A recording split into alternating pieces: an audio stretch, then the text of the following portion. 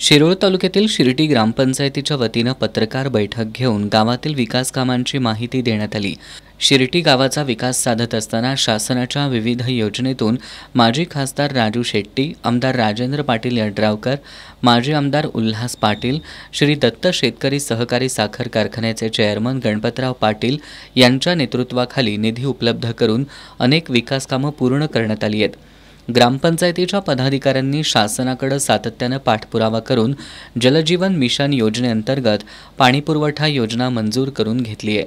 योजनेच्या माध्यमातून आता ग्रामस्थांना स्वच्छ आणि मुबलक पाणी मिळत असून गावात कोट्यवधी रुपयांची विकास कामं पूर्ण करण्यात आली असल्याचं यावेळी सांगण्यात आलं।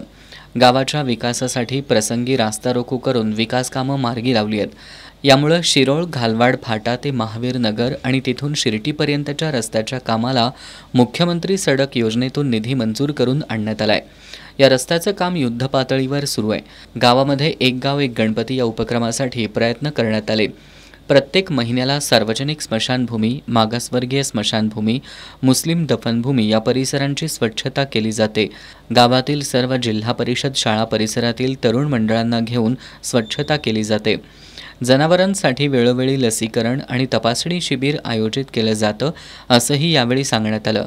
या पत्रकार बैठकीला उपसरपंच प्रकाश माळी, माजी सरपंच आणि विद्यमान ग्रामपंचायत सदस्य राहुल सूर्यवंशी, आलम निसार मुल्लानी, राजकुमार शिरगावे, सतीश चौगुले, सागर पवार, सुनील माळी यांच्यासह ग्रामपंचायतीचे अन्य पदाधिकारी उपस्थित होते।